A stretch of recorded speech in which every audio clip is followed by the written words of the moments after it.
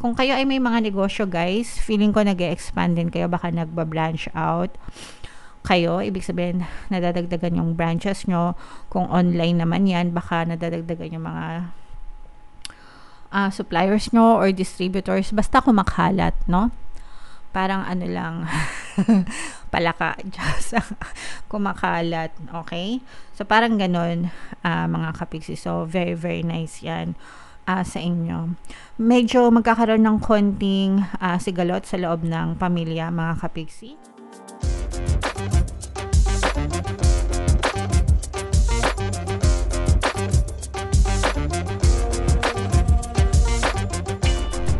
Hello guys, hello Virgo. Welcome back to Pinoy Pixie Tarot. Ang pamagat ng episode natin for tonight is first half of May kapalaran. Para ngayong May 1 to 15 para sa Virgo, Sun, Moon, Rising, Sign, and Venus.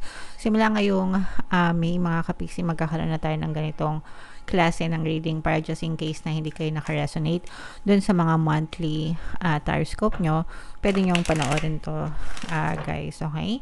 So, unahin natin tong deck na to guys. Tingnan natin yung mga mensahe sa inyo ng inyong mga gabay, Virgo.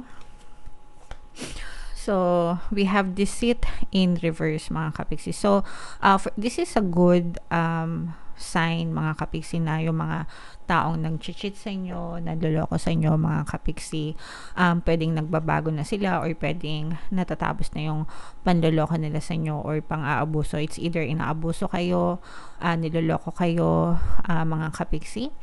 It's either nawawala sila sa buhay nyo or tumitigil sila sa mga maling intentions nila towards yung mga kapiksi. So, ito'y dapat na ipagpasalamat nyo kasi kahit papano, pwede nang mawala yung mga agam-agam yung mga kapiksi. Pero, syempre, kailangan ano pa rin kayo, no? Stay cautious pa rin kayo. Don't let your guard down. Ika nga, wag pa rin tayong, kumbaga, tatanga-tanga, di ba? Kailangan paganahin palagi yung pagiging cautious para hindi tayo mapahamak at hindi na tayo mapagsamantalahan and abusuhin pa ng ibang tao. Kasi kaya nga nila sinasabi na walang manloloko kung walang nagpapaloko, mga kapiksi. So, dapat mas matalino tayo kesa dun sa mga taong mapang-abuso and taong mapanloko, guys. Okay? Alright. So, comment down below. Sobrang ganda ng sunset, guys. Comment down below if feeling nyo naka-resonate kayo dyan. So, yung next na message para sa inyo, Virgo, we have indecision, mga kapiksi. Ito guys, talagang for some of you, you're maybe facing this kind of situation na nahihirapan kayong magdesisyon. Pwedeng you have two choices or a lot of choices na hindi nyo alam yung gagawin nyo sa buhay. So, kalma lang, mga kapiksi, hinga lang ng malalim, kalma. Mas makakatulong guys kung magme-meditate kayo. Kasi pag nagme-meditate kayo, nagsusubside yung momentum of thoughts nyo, kumakalma yung isip nyo. Pag kalmado yung isip nyo, mas makakapag-isip kayo ng maayos, mas makakapag-desisyon kayo ng maayos. Pwede nyong timbangin yung sitwasyon, isulat nyo, no? Literal na, isulat nyo. Kuha kayo ng lapis, papel, ganyan.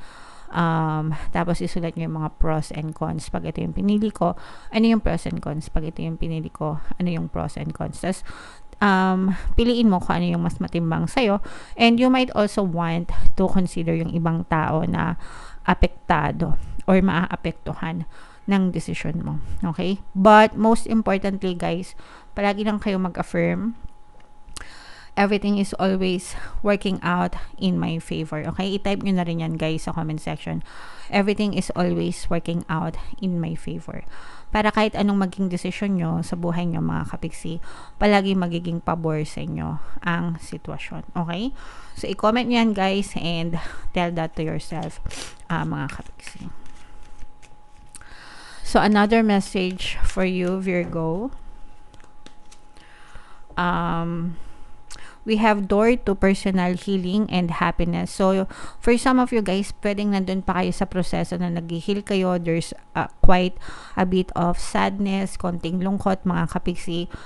Ibig sabihin, nasasaktan pa kayo guys dun sa mga nangyari sa buhay nyo, mga sitwasyon na pinagdaanan nyo, hindi pa kayo completely, nag-heal or hindi pa kayo completely naka-move on, mga kapiksi. Pero, magiging ma-okay din kayo. Alright? It's okay.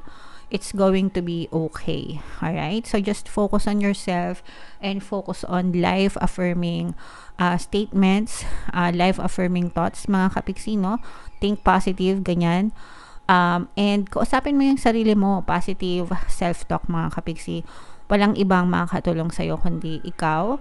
Kahit na sabihin natin tinutulungan kayo ng ibang tao or you have a lot of people na pwedeng tumulong sa inyo, at the end of the day, it's yourself.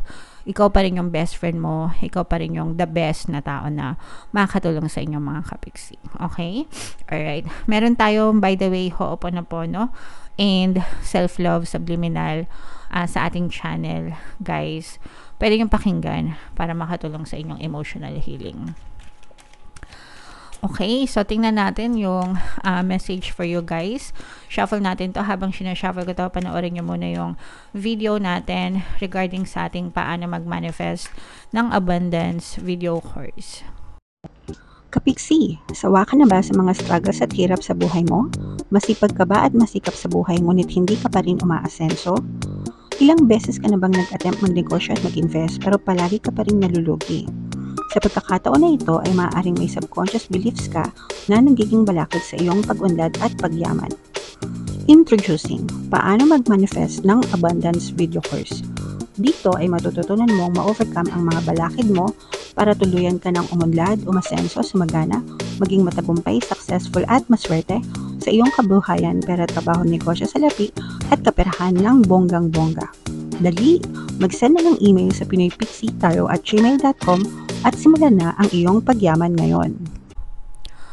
Alright, so sabay-sabay tayo guys magpayaman. Ngayong 2024, mag-avail na kayo ng course. Sobrang ganda niyan, mga kapiksi. And ngayong April, meron tayong promo. Magbibigyan ko ng 200 pesos na discount sa lahat na mag-avail ng course, guys. Kaya mag-avail na kayo. Meron din tayong email coaching, manifest your desires using the law of attraction. If meron kayo guys na specific na gusto nyo i-manifest, pwedeng love and relationship, pwedeng money or career, pwede kayo magpabook ng email coaching session with me. Mag-send lang kayo guys ng email sa pinoypixitaro@gmail.com. So, Virgo guys, kayo ay na-represent ng King of Pens sa ating spread. Lumabas din dito yung feminine energy ng Earth sign, Capricorn, Taurus, Virgo. For some of you, maaari may ganyan kayo sa inyong natal chart. For some of you, you may be dealing with another Earth sign as well. So, guys, yung pagiging indecisive nyo, yun yung nakita natin dito na parang natatrap kayo kasi hindi kayo makapag-desisyon. This is about money, mga kapiksi, no? Pwedeng may pinag-iisipan kayo sa trabaho, sa negosyo, sa investment, mga kapiksi. So, medyo natatrap kayo dyan. Hindi nyo alam yung gagawin. So, maganda kung mag-ask kayo ng recommendation, suggestion from other people, mga kapiksi. Pero at the end of the day, guys, kayo pa rin yung magdidesisyon yan. So, wag kayong matakot magdesisyon kasi the more na pinoprolong nyo yan, pinatatagal, the more na walang mangyayari sa buhay nyo, guys. Okay? And another good thing dito na nakikita natin is yung iba sa inyo, parang meron kayong tutubuin.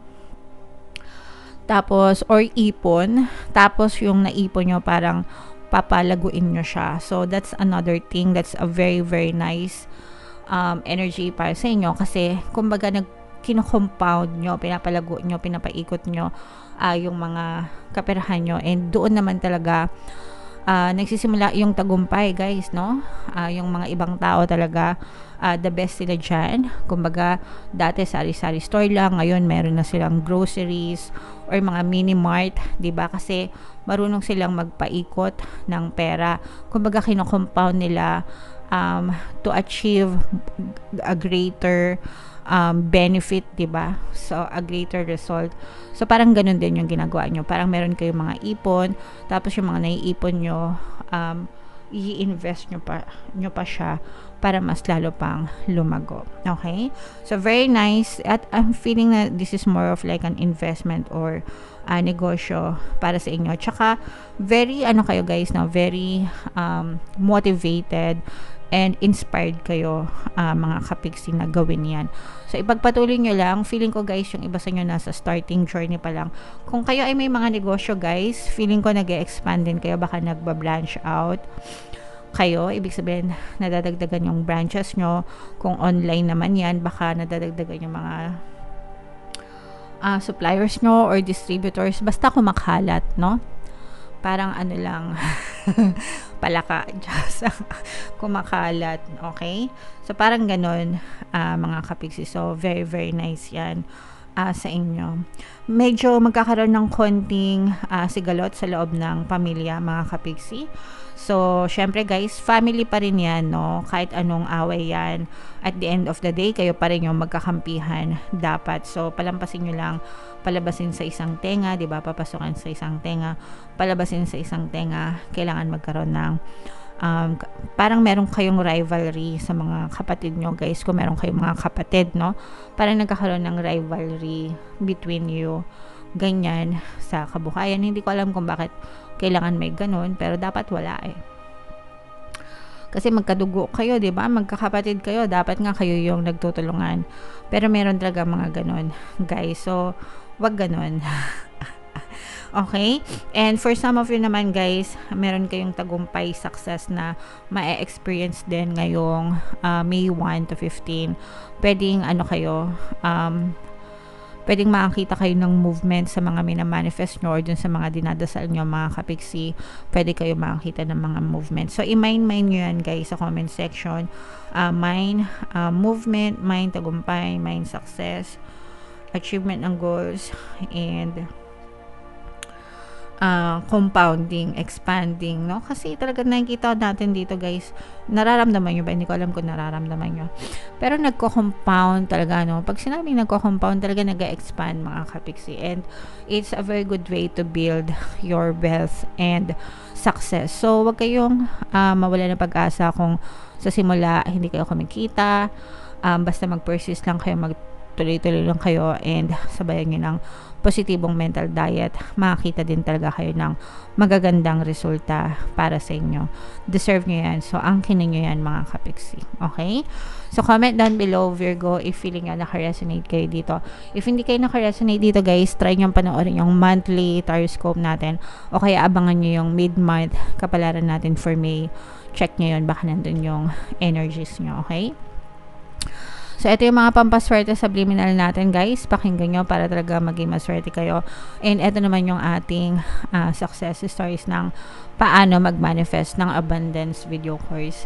Click here to subscribe, guys, and click here to join our membership program. Thank you for liking, sharing, and subscribing, and see you again next time. I love you all, guys. Have a nice day. Bye-bye.